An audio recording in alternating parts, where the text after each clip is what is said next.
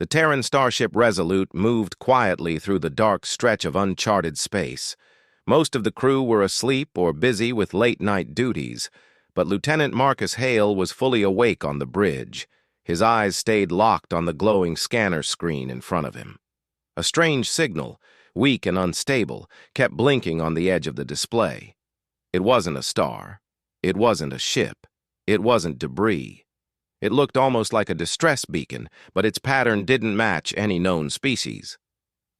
Marcus leaned forward. "Captain, I have something.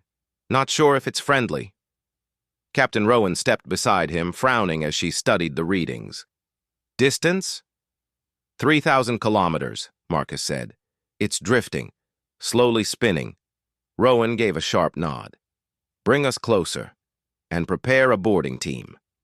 Minutes later, Marcus stood in the airlock with 3 crew members: Tessa, the engineer, Ray, the medic, and Jonah, the security officer. They wore full protective suits, helmets sealed, weapons secured but not raised. No one spoke much. The eerie blinking signal filled everyone with a nervous tension. Tessa checked her wrist display. "Whatever this thing is, it's losing life support fast. We need to move." The airlock door slid open, and the team crossed the short gap into the floating pod. The outside hull was cracked like a smashed egg, but the inside was strangely smooth and filled with dim purple light. Faint mist drifted in the air. Jonah muttered, "This doesn't look like any escape pod I've seen." Marcus scanned the interior. "Stay close. Keep your helmets sealed." The pod hummed, a soft, tired sound like a machine on its last breath. As Marcus moved deeper, a small cry reached his ears, high-pitched, weak, and desperate. "Someone's alive," he said quickly. "Follow me." They found her lying near the center console, a young alien girl, about Marcus's age in appearance, her skin pale blue with faint silver patterns across her cheeks. Her hair glowed faintly like soft strands of starlight. She looked fragile, her chest rising and falling like she was struggling for each breath. Tessa whispered, "She's barely conscious." Ray knelt beside her, checking vital signs through the suit's scanners. "Her energy levels are crashing. I've never seen readings like this." Suddenly, the pod shook violently. A crackling ripple ran across the walls, and the purple lights flickered. Marcus looked around sharply. "Tessa, what's happening?" Tessa's face tightened behind her visor. "The pod's core is unstable. It's generating some kind of dimensional feedback. This whole thing might collapse." Jonah raised his weapon out of instinct. "Great. So we're standing inside a ticking bomb." The girl opened her eyes, barely. They glowed like twin silver flames, full of fear. She whispered something in a language none of them knew. Ray shook his head. "We need to evacuate her now." Marcus didn't hesitate.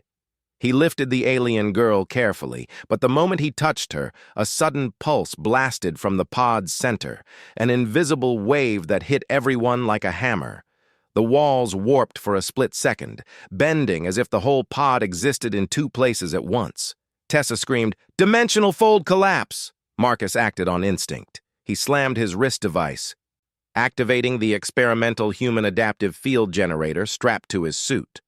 A glowing blue shield spread around him and the girl, forming a bubble of stabilizing energy. The collapsing wave struck them again. The shield trembled, flickering like a candle in wind, but it held just long enough for Jonah and Tessa to drag Marcus toward the exit. "Move!" Marcus shouted through gritted teeth. The hum of the pod grew into a roar. Purple lightning arced across the walls. The entire structure twisted like metal caught in a black hole. They reached the airlock. The Resolute's own field sealed around them just as the alien pod imploded behind them in a silent flash of light, folding in on itself and vanishing like it never existed. Inside Resolute, the emergency doors slammed shut. The girl lay weakly in Marcus's arms as he set her on a medbay stretcher.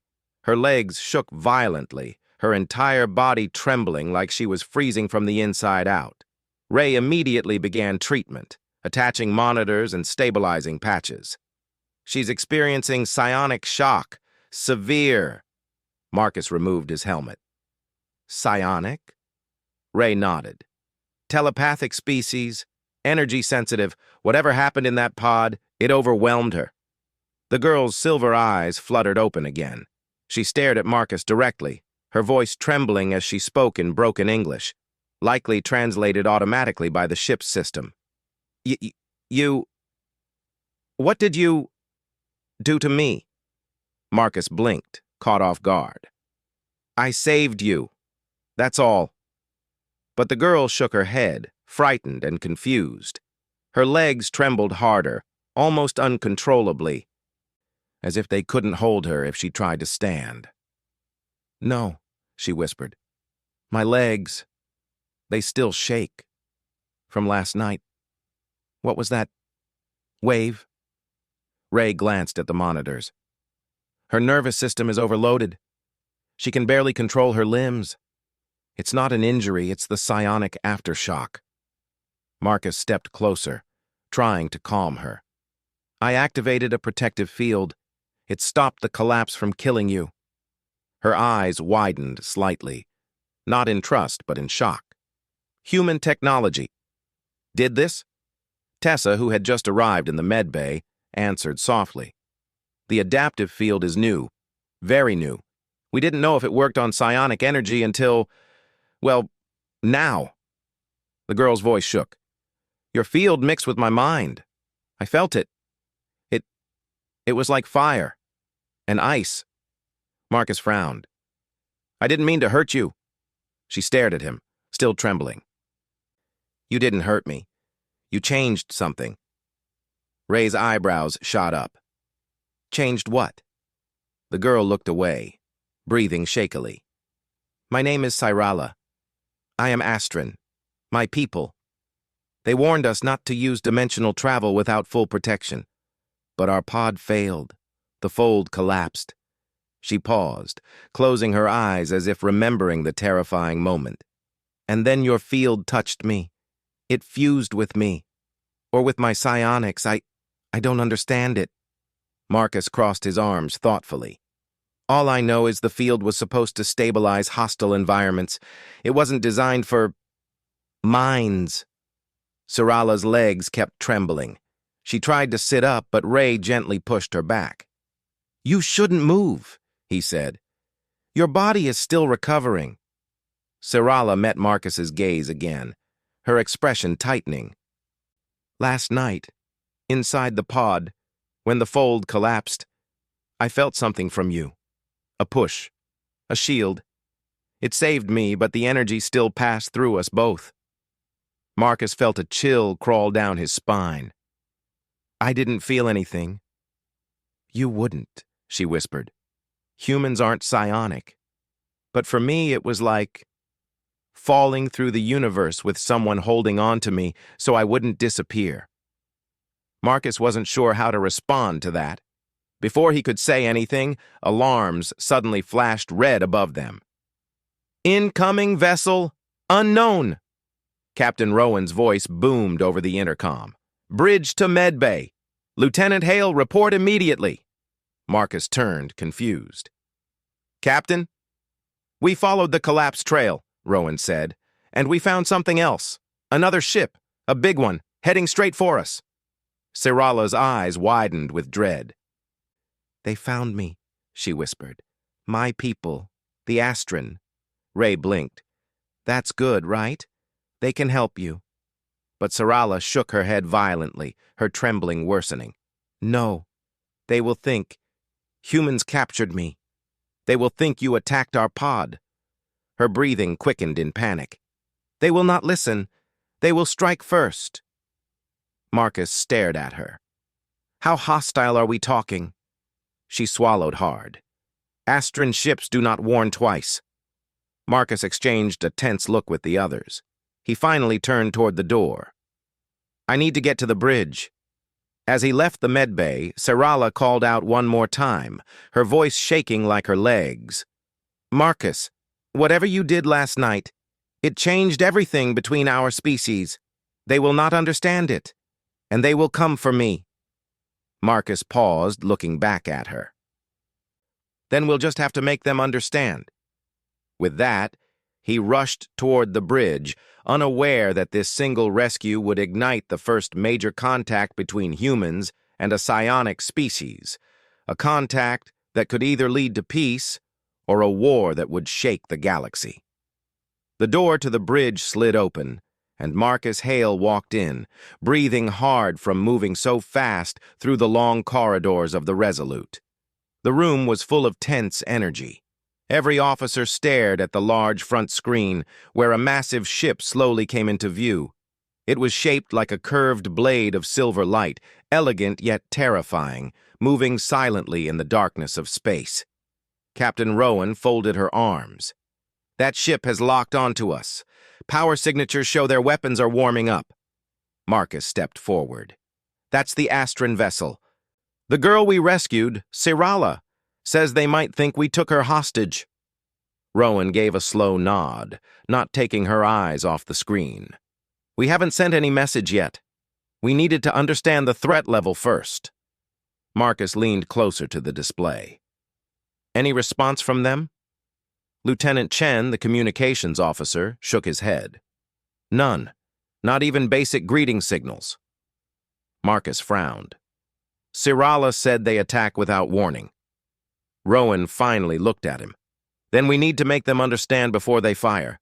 Get back to the medbay and bring her here. If she can talk to them... A sudden alarm cut her off. Enemy ship. Charging weapons. The bridge blazed with red warning lights. Rowan snapped around. Shields up! Full defense! Blue energy shimmered across the hull of the Resolute. But everyone knew human shields were basic compared to alien weapons, especially against a psionic species. Marcus didn't waste another second. He turned and ran for the elevator, heart pounding. Meanwhile, in the medbay, Sirala lay on the bed, still breathing unevenly. Her legs shook in weak spasms she couldn't control, as if her muscles remembered the collapse from the night before and refused to calm. Ray, the medic, hovered beside her, checking her readings. Your body is stabilizing, but those tremors will take time. Sirala stared at her trembling hands. The energy pulse. It went through me. It still lives inside my nerves. Tessa, sitting near the wall, added softly, Human bodies sometimes shake after trauma, too. You just need rest. Sirala gave a sad smile. Astron do not rest easily. Our minds never stop speaking to us. Before either of them could reply, the door burst open and Marcus ran in. Sirala, we need you on the bridge, now. Ray stood. She can barely walk. Marcus nodded. I know, but that ship outside is preparing to attack. You're the only one who can stop them. The moment Sirala heard attack, fear washed over her face. Her legs trembled harder, almost like the energy was shaking her from the inside. She whispered, They will fire if they believe you harmed me. Marcus stepped to her side and helped her sit up. Then we need to show them you're alive and safe. Ray hesitated. We can put her in a support chair. It will stabilize her legs. Within minutes, they guided Sirala into a lightweight medical hover chair, a floating seat designed to help patients with mobility problems. It hummed softly, lifting her slightly off the ground, her legs still trembling but not bearing weight. Sirala closed her eyes, gathering strength. Very well. Take me. Marcus pushed the chair out of the medbay, Tessa jogging behind them. They moved through the ship quickly. Crew members paused, shocked to see the alien girl awake. Some whispered, some stared in awe, but no one stopped them. Back on the bridge, alarms were still flashing. Captain Rowan turned as they entered. Sirala, I'm Captain Rowan. Please tell me you can speak to your people. Sirala swallowed, her silver eyes full of fear but determination. I can try, but I need a connection. Chen quickly pulled up a holographic interface. We can link your voice to all channels. Sirala nodded, her legs trembling harder. Marcus placed a steadying hand on her shoulder. She glanced at him briefly, drawing courage from his calm presence. Chen activated the channel. "This is the Terran starship Resolute," Rowan said clearly. "We have one of your people, Sirala, rescued from a collapsing vessel. We request peaceful communication." The screen remained silent. The Astran ship continued to glow brighter with weapon energy. Then Sirala whispered, "Let me speak." Rowan nodded. Sirala leaned closer to the microphone. Her voice shook, both from fear and weakness. "This is Sirala of the Astran Council line. I am alive. Humans did not harm me. They saved me from the fold collapse." There was a pause. Then a sudden sharp reply came through the speakers, the Astran voice deep and full of authority. "Identify proof. Astran signatures only." Sirala closed her eyes. A faint glow shimmered over her skin, like moonlight spreading through water. Her psionic energy stabilized for a moment, enough to send a brief pulse into the communicator. The Astran voice on the other side gasped faintly, as if shocked. Marcus whispered, "What did you do?" Sirala answered weakly, "A psionic imprint. Only my people can make it." Captain Rowan straightened. "Astran vessel, do you confirm?"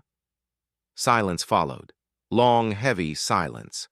Then the screen flickered, finally showing an Astran commander. His face was sharp and elegant, with glowing eyes like Sirala's, but filled with deep suspicion. "Sirala," he said slowly, "you are alive.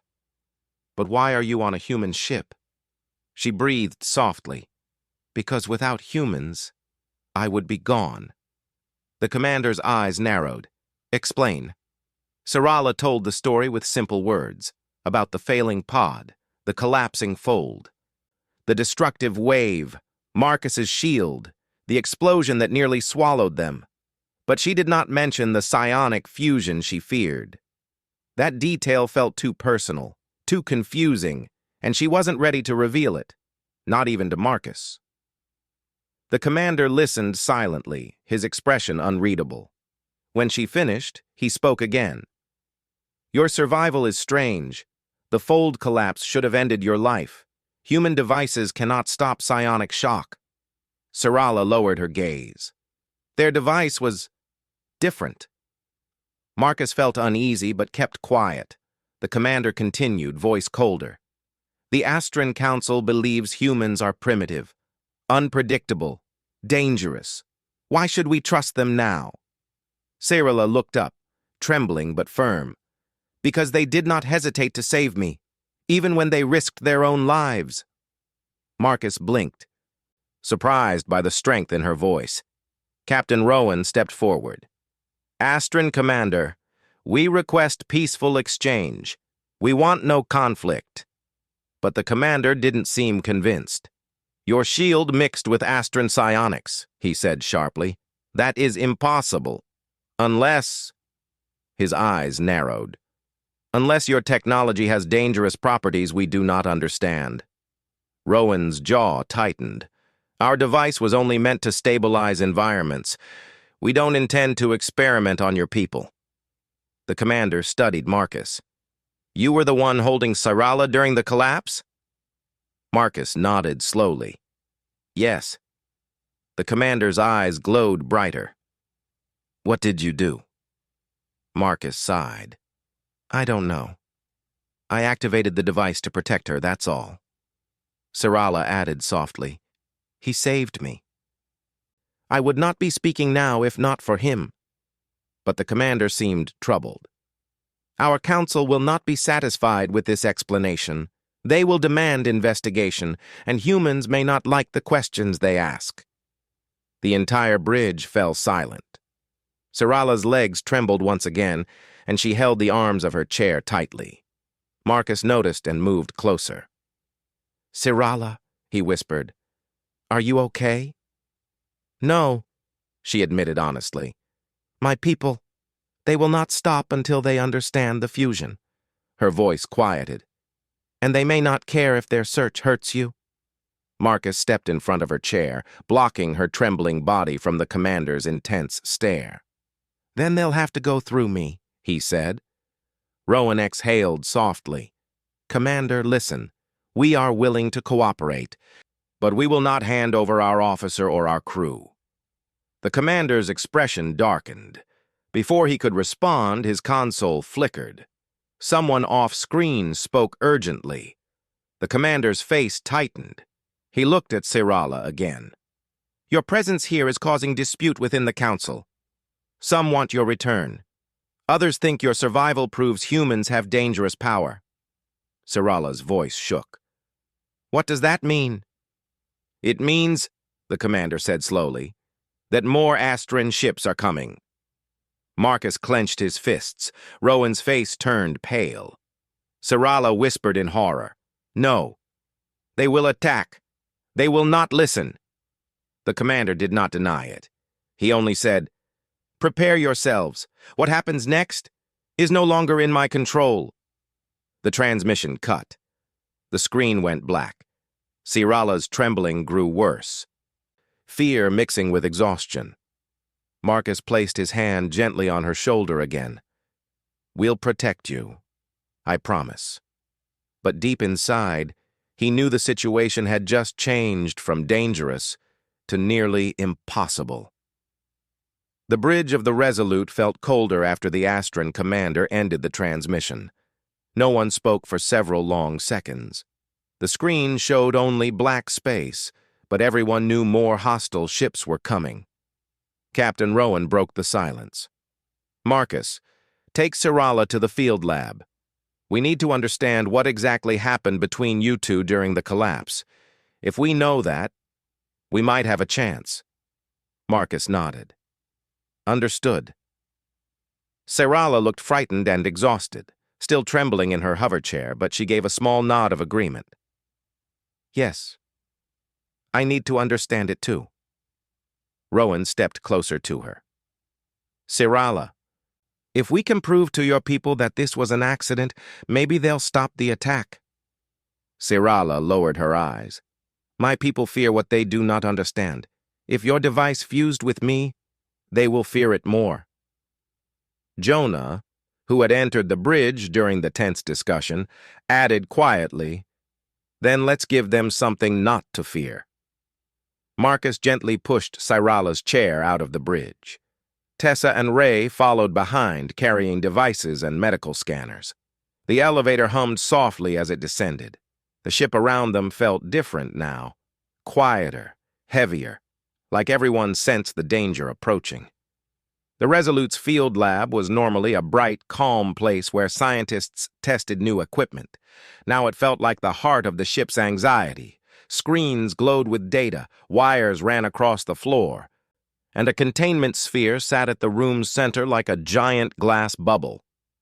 As Marcus guided Sirala in, Dr. Howard, the chief science officer, looked up sharply. He was tall, gray-haired, and serious. "Finally, bring her here." He tapped the containment sphere. "We need her inside." Sirala's legs trembled harder at the sight of the glowing sphere. "Is this a prison?" Howard shook his head. "No. It's an isolation field. It keeps outside energy from interfering and protects both you and us during tests."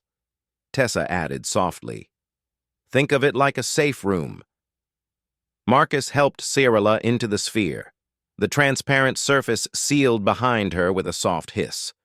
She hovered inside, looking small and fragile against the bright lights. Howard began adjusting controls. "Marcus, step onto the other platform." Marcus stepped into a second sphere across from Sirala. When it sealed, he felt the faint hum of energy around him. Howard connected the two spheres with a thin beam of blue light. "This will allow us to detect any psionic resonance between you." Sirala swallowed nervously. "I can still feel the aftershock. It's like a second heartbeat inside me." Marcus pressed a hand against the inner surface of his sphere. "What does that mean?" Sirala met his gaze. "Your field. It didn't just shield me. It touched my mind. Psionic energy is living energy. When it hits something, it leaves a mark. Howard frowned deeply. So you're saying the human device created a psychic bond? Sarala hesitated. Not exactly a bond, more like a link that hasn't healed yet. Tessa's voice was gentle. Can it be dangerous? The alien girl closed her eyes. If we do nothing, yes, it might become unstable. Howard exhaled. Then we need to stabilize it. He activated the scanner. A wave passed from Marcus's sphere to Cyrilla's. The lights flickered, readings spiked, and Cyrilla gasped as her legs trembled violently again. Marcus shouted, "Stop! You're hurting her!" Howard stopped immediately. Cyrilla panted, gripping her seat. "No, it's fine. I just wasn't ready." Marcus looked at her, worried. "Cyrilla, you don't have to—" "Yes, I do." She steadied herself with effort. "If more Astran ships arrive, and they sense this uncontrolled link, they will think you have captured part of my mind. That will be war." Marcus fell silent. Howard adjusted the settings carefully. "Okay, lower intensity. We try again." This time, the wave between the spheres was softer. The blue light pulsed gently like a heartbeat. Cyrilla's eyes widened slightly. I feel it," she whispered. Marcus frowned. "Feel what?" "Your presence." Her voice was calm, almost surprised. "Your thoughts are closed, but your emotions, they echo faintly." Marcus blinked. "You can read my emotions?" "No," she corrected quickly. "Not read, just sense. Like warmth coming through a wall." Ray, watching from outside, whispered, "This is incredible." Howard nodded. "It means the field fused deeper than we thought. Marcus, do you feel anything?" Marcus focused, waiting for some sign, but he felt nothing unusual. "No, I just feel normal." "That is expected," Cyrilla said softly. "Humans are not psionic. The link is one-sided." Howard typed fast.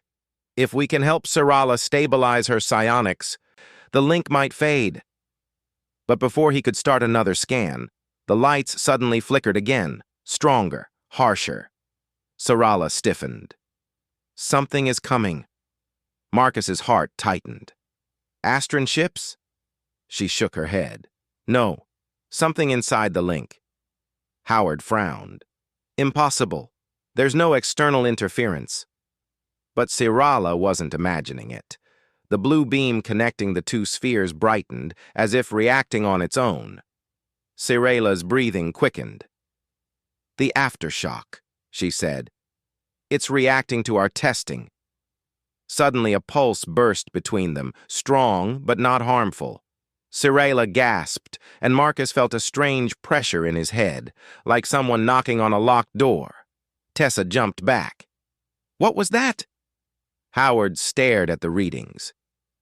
The energy spike came from Cyrilla, but it echoed from Marcus too.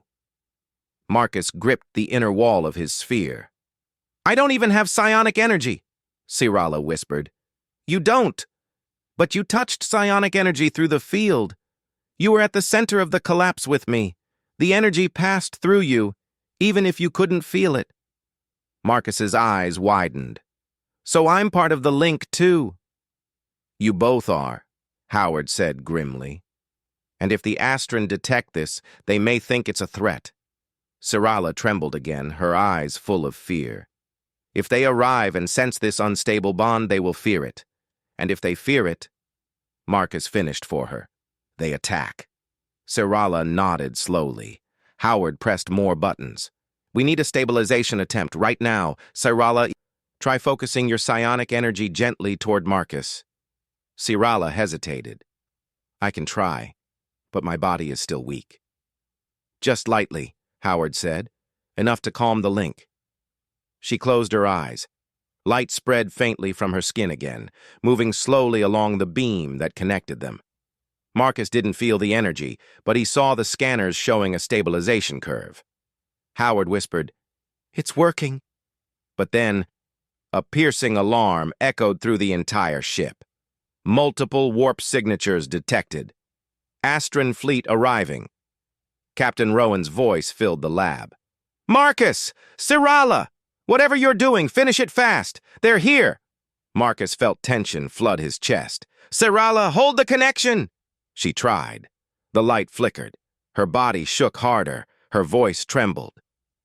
It's too soon. My mind, my legs, everything is unstable. Marcus pressed his palm against the sphere. Sirala, look at me. She opened her trembling eyes. You're not alone, he said. Whatever happens, we face it together. Just focus. Something changed in her expression, fear turning into determination. She steadied her breathing, letting her psionic glow rise again. The light spread across the beam, smoothing the chaotic spikes on the scanner. Howard exhaled in relief. Stability increasing. The link pulsed once, soft, rhythmic. Sirala whispered, It's stabilizing. I can feel it. Then the lab shook violently. Boom! The lights flickered. An officer's voice cried through the intercom. Direct hit! The Astron ships have opened fire! Sirala gasped in horror. No! They shouldn't have detected anything yet! Howard checked the panels. They weren't aiming for us! They're firing warning shots, trying to scare us!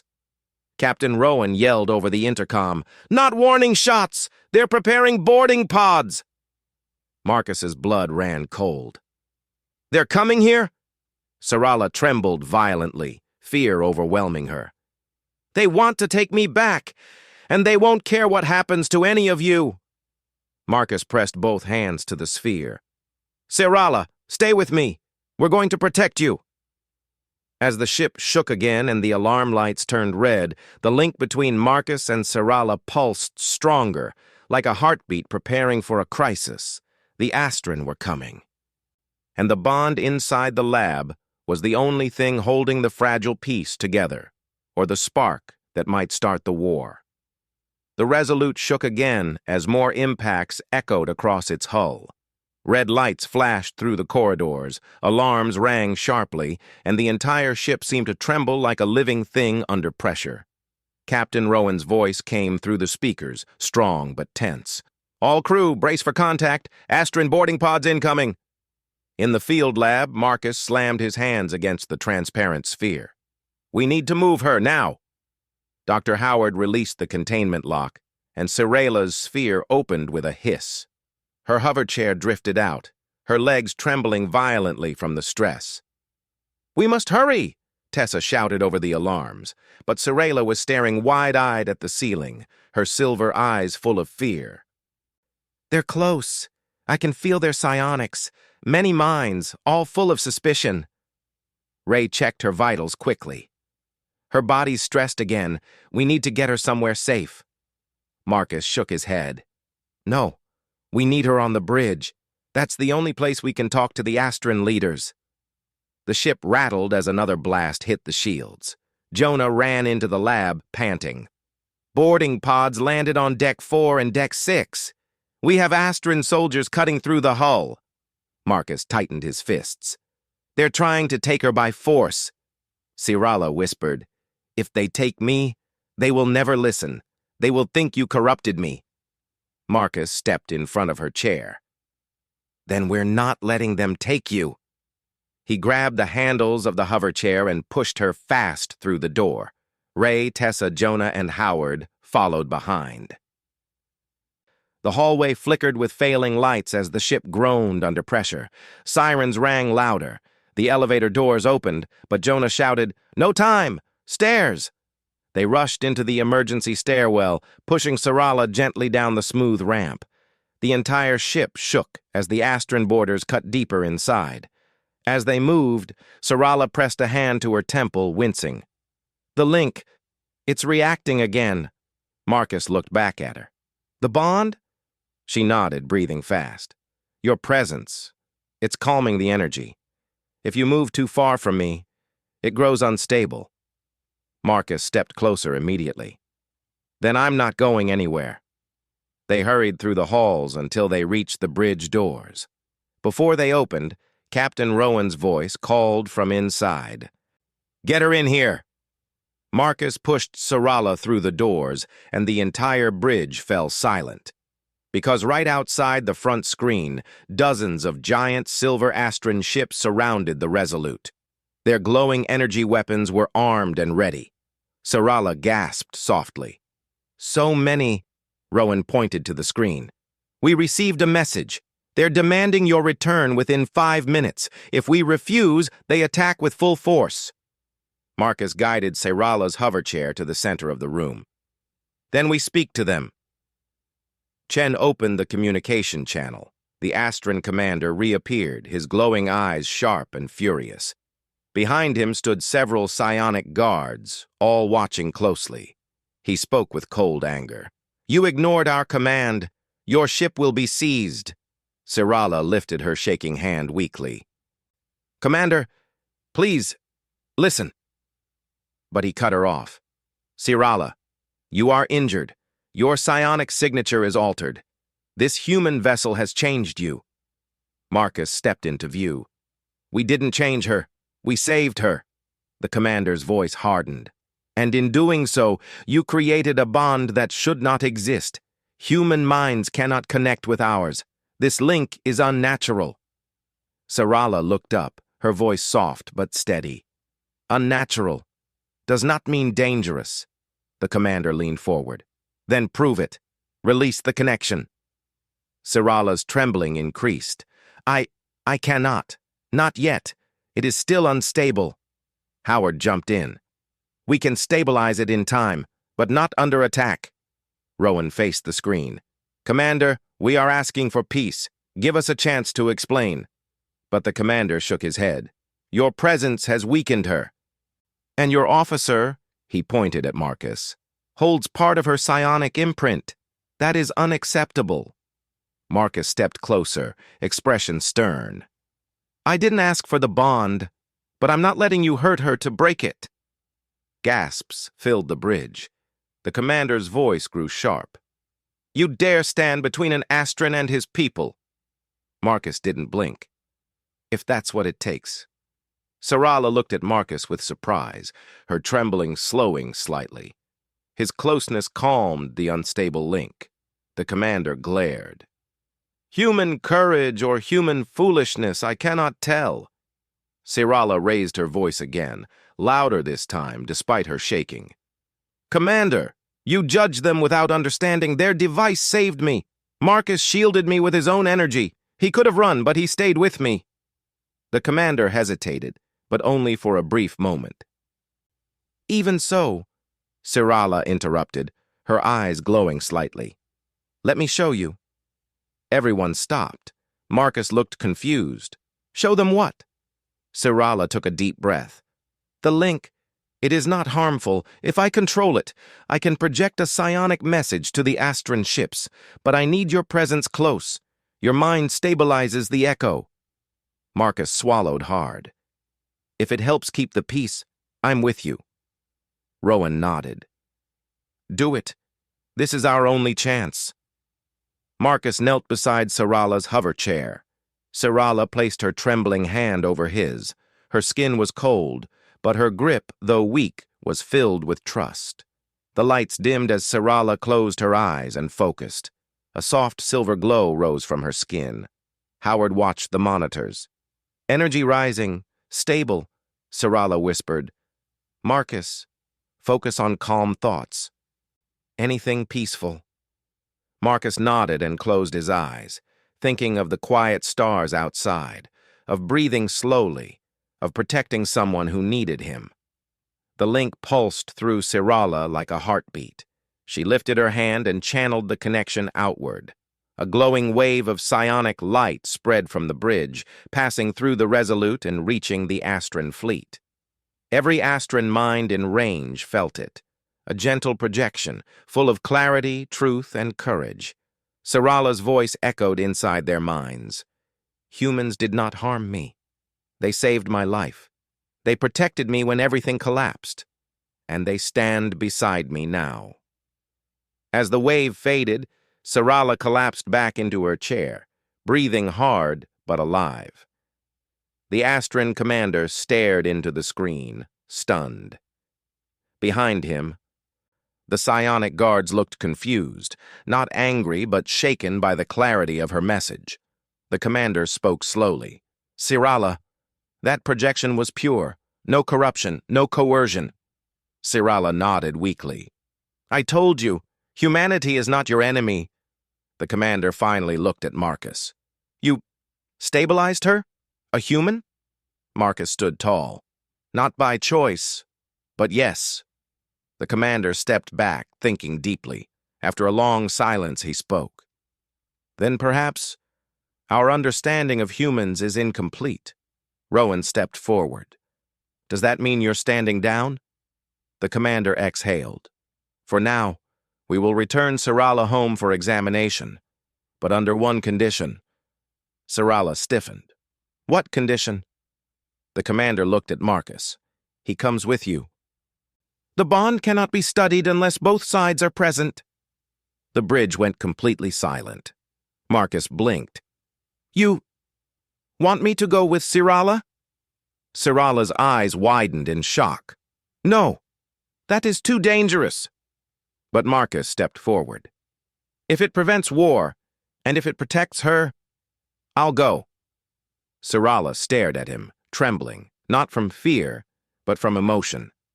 Captain Rowan nodded slowly. "If you're sure, Marcus, humanity will support you." The commander raised his chin. "Prepare for transfer." Sirala reached for Marcus's hand again. "This journey will not be easy." Marcus squeezed her hand gently. "Then we face it together." Outside, the Astran fleet powered down their weapons, choosing peace for the first time. For the humans and the Astran, this was the beginning of a new path. Not because of force, not because of fear, but because one act of courage created a bridge between two worlds, and two people refused to let fear destroy it.